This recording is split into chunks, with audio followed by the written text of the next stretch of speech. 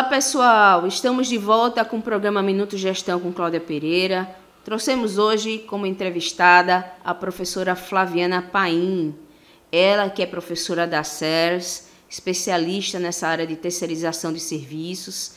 Professora, seja bem-vinda ao nosso programa.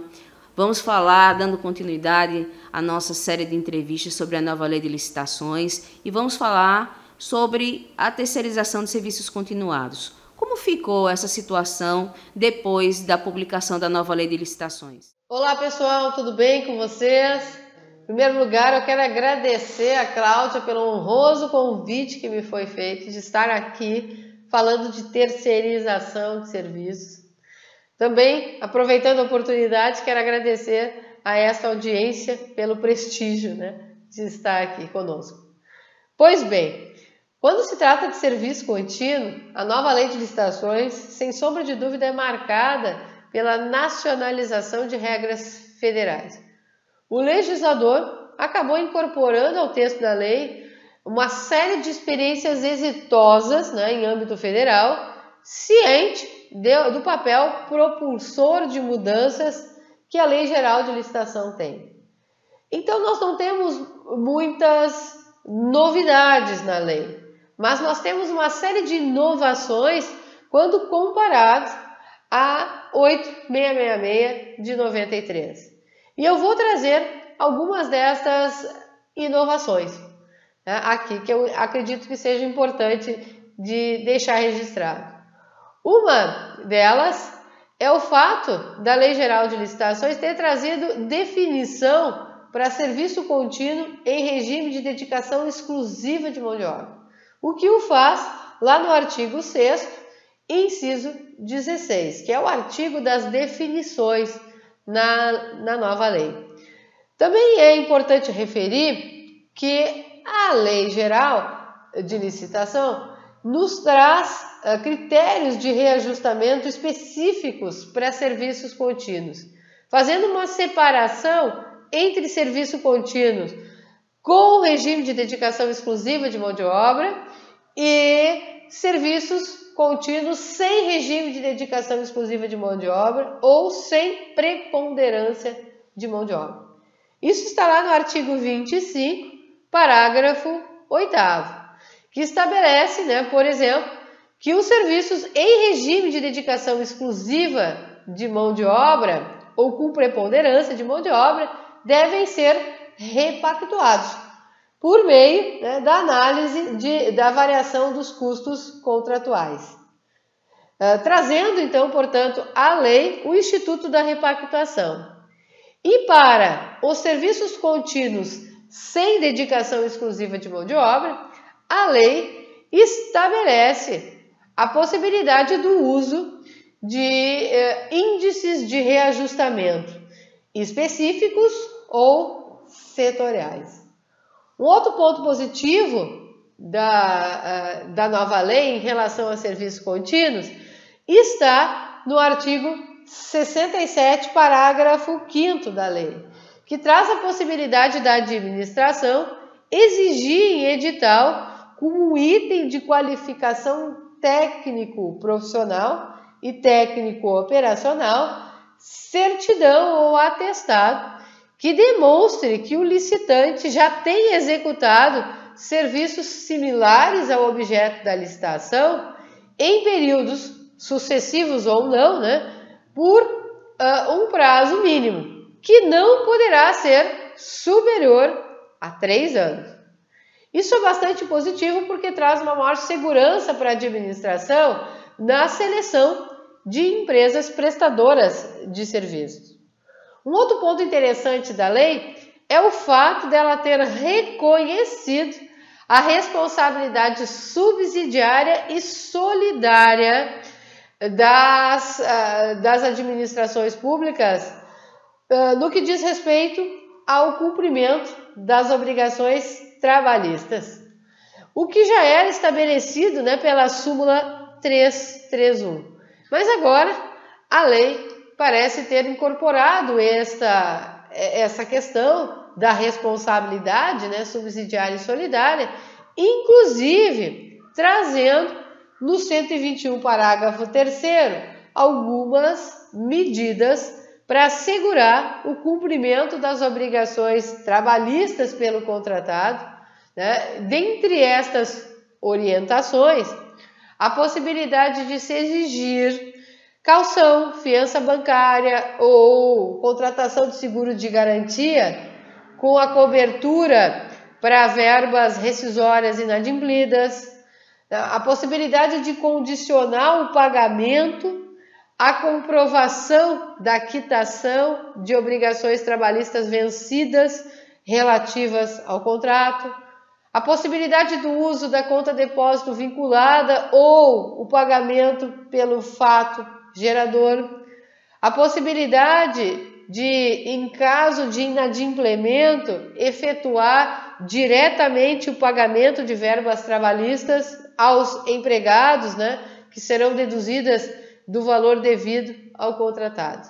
Sem sombra de dúvidas, todas essas situações são bastante positivas, incluindo aí, e esta me parece ser uma das grandes, aí sim, né, novidades da nova lei, o prazo de execução contratual, que consta do artigo 106 e traz a possibilidade de ter contratos com prazos de até 5 anos, observado algumas diretrizes, mas passíveis de prorrogação por até 10 anos, o que sem sombra de dúvida é bastante positivo em alguns casos de serviços continuados que nós temos. Entendi, professora.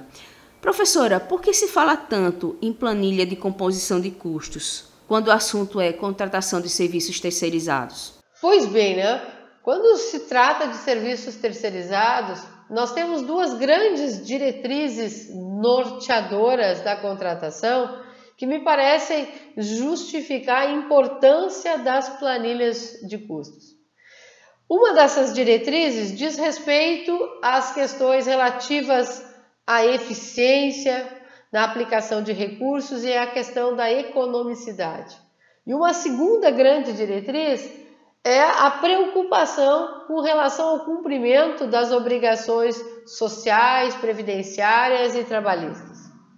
Sem sombra de dúvida, o uso da planilha de custos e de formação de preços de forma detalhada vem ao encontro, né, ao atendimento do dever legal de estimar custos. Mas também se coaduna com o princípio da transparência na aplicação de recursos públicos e na gestão desses recursos. Também se coaduna com a busca da proposta mais vantajosa e ao princípio da isonomia na seleção dos fornecedores. Acaba por minimizar o risco de sobrepreço, né, ao se detalhar os custos e analisá-los na fase de seleção.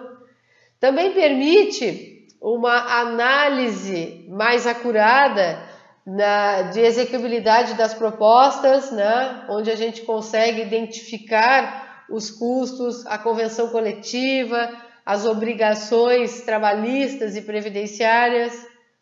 Sem sombra de dúvidas também, a planilha de custos ela acaba sendo mais um subsídio para a fiscalização do cumprimento das obrigações trabalhistas e previdenciárias. E eu creio que todas essas situações aqui apontadas, né, nos levam a entender a importância das planilhas e o porquê os órgãos de controle falam tanto de detalhamento de custos em planilha. E eu creio que o uso das planilhas nestes casos, né, principalmente em regime de dedicação exclusiva de mão de obra, é extremamente positivo, embora um pouco trabalhoso. Entendi, professora. Quais são os itens dos custos que podem ser alterados e os que não podem ser alterados na planilha de composição de custos quando se trata de contratação de regime de mão de obra exclusiva? Pois bem, né, gente? Para responder essa pergunta de uma forma mais objetiva, eu preciso me valer de uma estrutura de planilha de custos e de formação de preços. E eu vou me valer da Instrução Normativa número 5, que traz lá no seu anexo 7D da instrução um modelo de planilha de custos. Nós sabemos então que os itens relacionados à mão de obra são vinculados à CLT ou à convenção coletiva da categoria. Isso porque a CLT dá força de lei para os instrumentos negociais, acordos ou convenções coletivas da categoria. Então, o módulo 1 da planilha de custos, que é a composição da remuneração, composto pelo salário base, os demais adicionais que a CLT ou a convenção coletiva determina, são vinculados ao próprio instrumento negocial indicado na proposta. Estes, então, podem até ser alterados caso o instrumento negocial seja diferente daquele que a administração tem usado como referência para a elaboração da sua planilha, mas acabam sendo vinculados a algum instrumento de negociação, certo? Outro item, então, da planilha está no módulo 2, que é o módulo que discrimina os encargos e benefícios anuais, mensais e diários. Aqui nós temos 13º e férias, que consta no submódulo 2.1 da planilha, que são 2 itens de imposição legal. Nós temos lei estabelecendo, os critérios para o pagamento do 13º e férias, que devem ser respeitados aqui no caso da provisão de custos. No submódulo 2.2 da planilha, é onde nós temos os encargos de previdência, relativos ao INSS, e o fundo de garantia por tempo de serviço. Esses 2 itens são itens de imposição legal, mas a variação de custos, pode depender do regime tributário, porque como se trata de previdência, a previdência, o cálculo depende do regime tributário adotado pela empresa. Se ela for, por exemplo, optante pelo Simples Nacional ou for uma empresa desonerada, ela pode ter um impacto nesse item da planilha. Assim como um dos itens que compõem esse submódulo é o seguro acidente do trabalho, que é variável, risco mínimo, médio ou máximo, inclusive com a incidência do fator acidentário de prevenção. E esse item, então, portanto, pode ser variável, de uma empresa para outra. O terceiro submódulo dentro do módulo 2 se trata dos benefícios mensais e diários. Os benefícios acabam sendo vinculados à convenção coletiva ou acordo coletivo que foi indicado na proposta. Então, ele é vinculado, mas também pode haver uma variação em relação à convenção coletiva que tenha sido utilizada, ou o acordo específico da empresa que vai definir quais são estes benefícios. Dentro dos benefícios, nós temos o Vale Transporte, que é um custo totalmente variável. Inclusive, poderia, em alguns casos, até mesmo vir a ser zerado. Nas planilhas, nós ainda temos um módulo ou um grupo onde consta a provisão para a rescisão. A provisão para a rescisão é um item de imposição legal cujo custo vai depender da estatística de incidência na realidade da empresa. Estes itens, portanto, como se referem à rescisão, depende da forma do aviso prévio que for concedido. Se ele for trabalhado, se ele for indenizado, então ele pode ser variável, em que pese seja imposto por lei. Nós temos no módulo 4 da planilha, na estrutura da IN5, a composição do custo de reposição de profissional ausente. Este grupo de custos se refere aos custos de reposição de ausências legais, Consequentemente, eles são itens variáveis. Eles dependem, obviamente, de uma estatística de incidência para que a empresa possa repassar na forma de custos. Então, esses itens, além de serem itens variáveis, também são itens considerados não renováveis, quando previstos, e já pagos pela contratada durante a execução contratual, tendo em vista que são itens sempre estimados. Dentro desse item de substituições, nós temos o intervalo para repouso ou alimentação, que é um custo que se aplica somente em caso de jornada 12/36. E neste caso, então, ele pode ser vinculado ao que a convenção coletiva determina ou, na falta de previsão expressa em convenção, a própria regra seletista. O módulo 5 da planilha é onde nós temos os insumos relacionados a uniforme, materiais, equipamentos que são utilizados para a prestação de serviço. Estes itens, eles são itens de mercado, então são passíveis de disputa, são totalmente negociáveis na fase de seleção. Portanto, a regra para a precificação desses itens é a pesquisa de mercado, propriamente dito, e aí nós podemos ter uma variação de preços significativas de um proponente para o outro. E o módulo 6, que é o último módulo da planilha de custos, que é onde se encontram os custos indiretos, os custos tributários e a margem de remuneração. Aí nós temos que custo indireto é um custo que depende da estrutura da empresa. Então, o custo indireto é um item variável, não sujeito a uma imposição de lei, porque depende, obviamente, de uma estrutura para outra. Mas, no que se refere a tributos, este é um item vinculado ao regime tributário adotado pela empresa. Então, ele depende da regra tributária, da legislação tributária. Agora, a margem de remuneração, este é um item de negociação totalmente aberto, depende, obviamente, da estratégia comercial da empresa.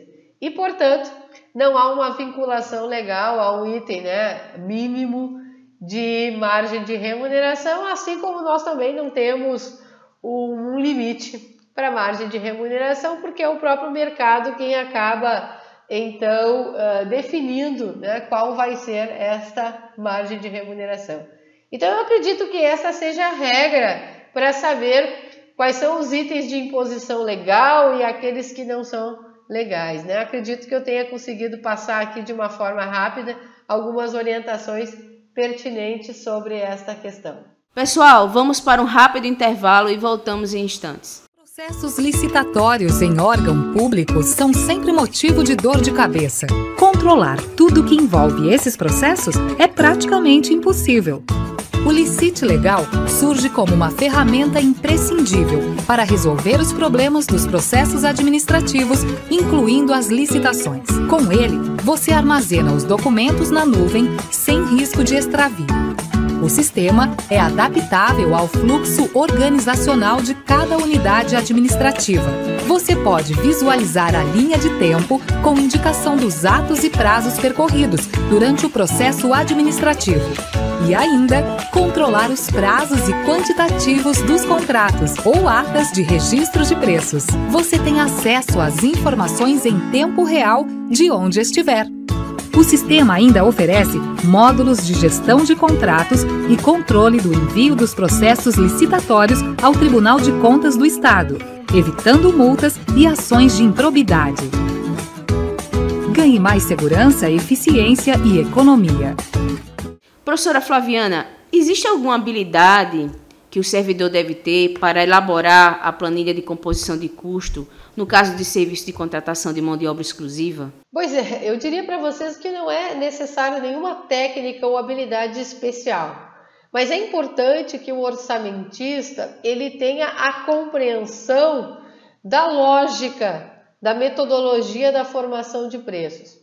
Isso porque a planilha de custos, ela exige um conhecimento multidisciplinar.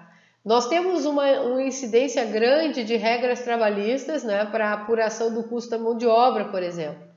Então tem a questão da interpretação das convenções coletivas e acordos coletivos, a escolha, né, dessa convenção coletiva, que é baseada em regra seletista. E esse entendimento é fundamental para quem elabora a planilha e depois para quem também vai acompanhar contratos em regime de dedicação exclusiva de mão de obra. Mas a planilha também exige algum conhecimento que se refere às questões matemáticas, contábeis. Nós temos depreciação, pesquisa de mercado, né, que é importante para a precificação dos itens de insumo, de equipamentos. E essa questão exige, obviamente, um entendimento, né, contábil. Mas também temos, por fim, questões de ordem tributária. Então, tem algumas questões de direito tributário que são extremamente importantes. Quando a gente fala de precificação, nós temos a influência do regime tributário das empresas. E o regime tributário, ele acaba trazendo as regras para a definição dos custos relativos aos tributos que são incidentes sobre o faturamento. Então, esta multidisciplinariedade que a planilha exige, certamente, né, faz com que haja necessidade de haver uma capacitação para estes agentes envolvidos no processo de contratação de serviço em regime de dedicação exclusiva de mão de obra. Professora Flaviana Paim, para finalizarmos a nossa entrevista, eu gostaria que a senhora falasse um pouco sobre a fiscalização de contratos nesse tipo de objeto e sobre a súmula 331 do TST. Bom, no que tange a fiscalização e o acompanhamento contratual, nós percebemos em vários artigos da nova lei a preocupação do legislador com relação a afastamento de responsabilidades subsidiária e solidária.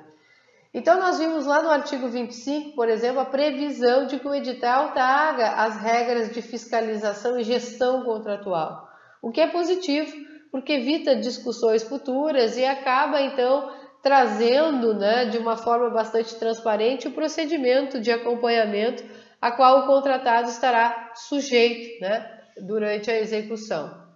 A nova lei também traz critérios objetivos para a fiscalização contratual no artigo 50 da lei. Ela elenca, por exemplo, que deverão ser objetos de fiscalização uma série de documentos trabalhistas e relaciona esses documentos trabalhistas que devem ser exigidos. Não é nenhuma novidade, né, o que está detalhado no artigo 50, mas certamente é um avanço em relação a 8666, né? Recebe, obviamente, críticas pelo fato de trazer procedimentos para dentro da Lei Geral de Licitação, mas que se justifica na preocupação do legislador com relação a estas questões que são extremamente significativas.